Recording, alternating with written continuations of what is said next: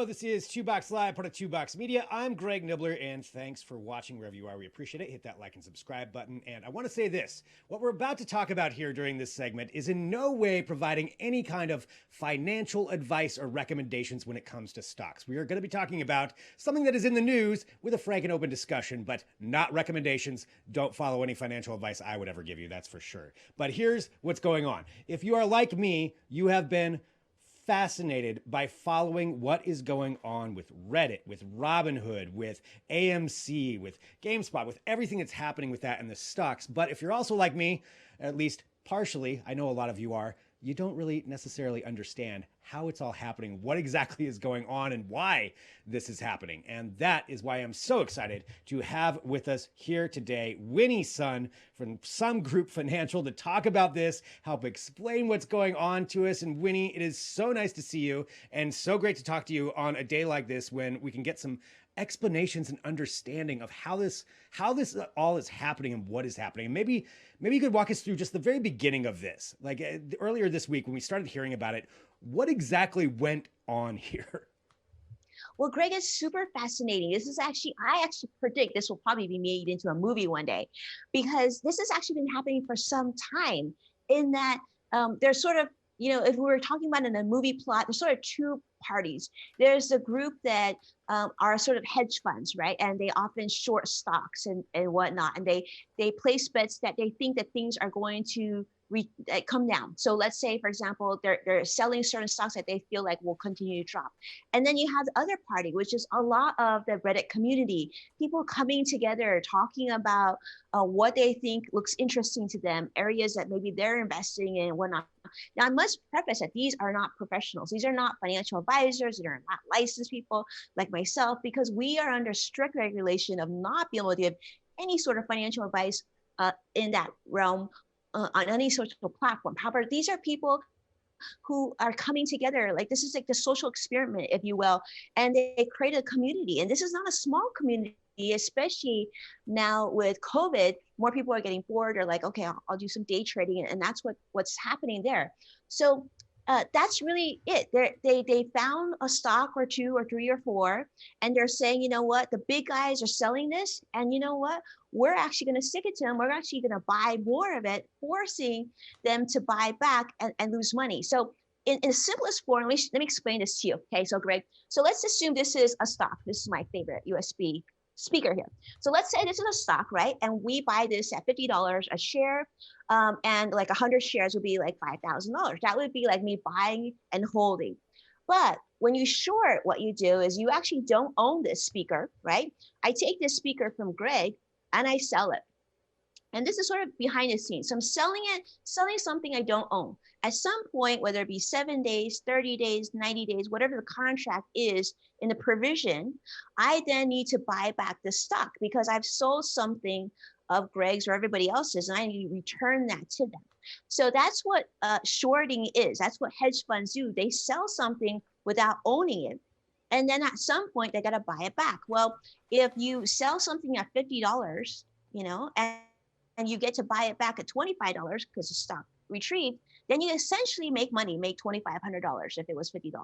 But if the community that we see in Reddit or everywhere else buy that stock and they push that stock up above $50, which is where I sold this to Greg at. So let's say now I have to buy back the stock at $75. I've lost $2,500 now. Let's say I have to buy this back at $100, then I've lost $5,000. So multiply that by however many shares that these hedge funds or institutional sellers have done, and you can see where there's been a problem now. And they're very unhappy. When you have financial people be separated from their money, nobody's happy. That part I do understand, most definitely. But no, that makes a lot of sense, actually, when you explain it out that way. So we see that. So these are really, I mean, such a sign of the times with social media. And like you mentioned, the pandemic, a lot of people, are attempting to day trade. I myself, I've been on Robinhood for a few months, and a lot of it was because of the pandemic. I got into it, you got a free stock, and I put a little money in. But now you've got this where there's so many people using it, and there's this entire factor where it comes in, where Robinhood comes in. Can you help us explain like some of the issues that happened there and what Robinhood did? Right, absolutely. And it wasn't just Robinhood, but a lot of these. So a broker, right, a broker dealer, such as Robinhood, they actually conduct these trades. So you buy, you sell, they take care of all the back end. But these are regulated groups too, because However, what they did is they said there was just too much buying or too much selling, and they actually seize or put restrictions on how much you can buy or sell. And they're saying, well, how is that fair? Because the big guys still get to do this. All of a sudden, we're doing it, and it's making news, and therefore you're making it so that we can't trade as much. It's actually very valid because hedge funds have been doing this for years, and we're just really now talking about because of the volume. Like I think there was like 52 million trades in the last week. This is a very significant activity that's happened. So I think this is going to be really interesting, like what the SEC is going to do and talk about, because these are individuals who are following different influencers on Reddit, on Twitter, on Facebook, whatever organization. These are now sort of, if you will, trading influencers.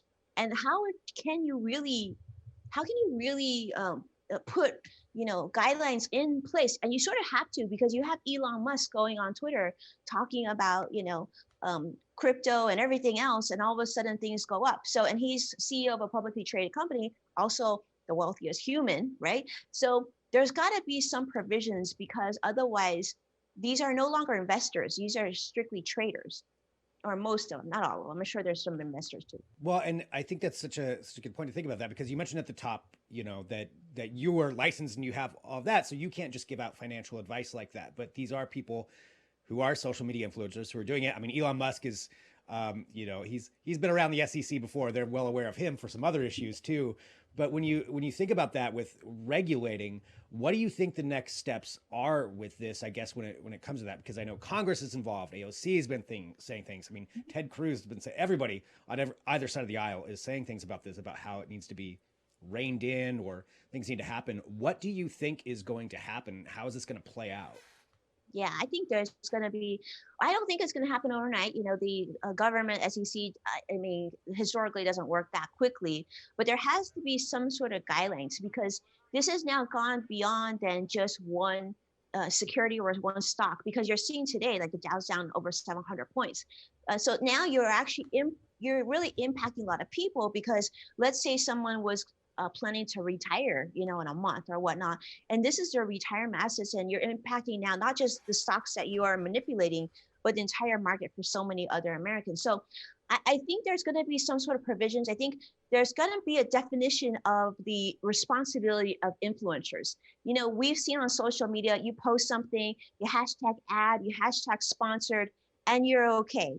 But are you really okay, right? There's a lot of gray in there, because you have the power of the Kardashians, you have the Elon Musk of the world. There is sort of some responsibility by having a platform. So I think this is going to be beyond just the SEC. It's going to come down to advertising. It's going to probably come down to reach, engagement. This is much bigger than even just what we're talking about with Robinhood, because this is sort of the grander picture of, like, even what you're doing and I'm doing, like, or have this discussion. What is it that we can say, we can't say, because it does impact people's monies and livelihoods. Wow. I mean, putting in that context, you're right. I mean, this is huge. This kind of falls into a bunch of other discussions that people have about content and what people post. I mean, even in moderation of social media moderation, or what people are allowed to post, what not to. And putting it in that idea, that makes me want to be very careful about things I say when I'm, on our platform here, and just making sure I'm not giving financial advice. I just want to make that clear. Don't follow me for that. But yeah, it is that opens up so much. So this seems like this is something that's going to be going on in a much broader context. In particular, just over this next week or so, when it comes to either Robinhood, or you mentioned there's other applications too, and other forums that you can go and buy and sell on. Is this something that you think is going to kind of wrap up and run its course, or is this going to last days or weeks? I think it's going to probably last at least another week, maybe longer. I think what's going to happen is you're going to see, we've already heard the team at NASDAQ come in and talk about that there needs to be some sort of provisions here. I think what they can do is there is control measures that we're seeing, right? We're seeing a lot of brokers like Robinhood, a lot of the big, I even saw Maryland, there's a lot of provisions putting in place. It's much like IPOs or initial public offerings, right? So a lot of the big firms, they have this regulation that if you buy an IPO, you typically got to hold that for 6 months. And if you hold it for 6 months, then you can do what you need after 6 months. But typically, if you sell it within 6 months, you probably aren't going to get another initial public offering from that firm. That's how a lot of big firms work. So I think what they're going to have to do is, separate the casino type of investing from really, truly traditional long-term investing. So if you buy a security and you turn it around too quickly and you do it too often, are they going to put provisions? Because if they do, those provisions have to apply to everybody, whether it be the hedge funds, institutions, as well as the regular investor. I actually think that's actually going to happen pretty soon, because this has been that we've seen this in the past, where like 9/11 happened, or the market was just tanking too quickly and people were getting really nervous, and they literally just shut down the market for the rest of the day. So I don't know. I envision this will happen, but I think a lot of this is playing out. I don't know, Greg. I think we're going to see a movie here. This is going to be big. Yeah, I think you're right. I could definitely see a movie coming out of this, however this ends up. I mean, just starting on Reddit, with all of these people getting together on that, and it's I've said it a bunch, but it is a fascinating topic, and I really, really thank you too for coming here and explaining this, because you just made it make way more sense to me than it has in just a week, of following this, trying to understand what exactly is playing out and what these ramifications are, because that's just a lot. Winnie, I want to make sure everybody knows where to follow you and watch everything you are doing, because you're such a wealth of information, and you really make it make sense for a lot of people. Where should we send people to follow everything you are doing? Well, thank you so much, Greg. Well, just like you, I'm all over social media, so certainly most active on Twitter. And if you are looking for traditional financial advice, you can definitely seek us out at sungroupwp.com. Winnie Sun, thank you so much. You're a treasure. Appreciate you very, very much talking to us about that. I know you're busy today because you probably got a lot of people to talk to about this, but thank you for being here with us. Thank you so much, my friend. I appreciate you so much. Thank you. Winnie Sun right here with 2Box Live, part of 2Box Media. And thank you, everybody, for watching. Wherever you're watching this, hit like, share, subscribe, do all of that stuff. You know what I'm talking about. We appreciate that. And I'm Greg Nibbler. We'll be back soon with more.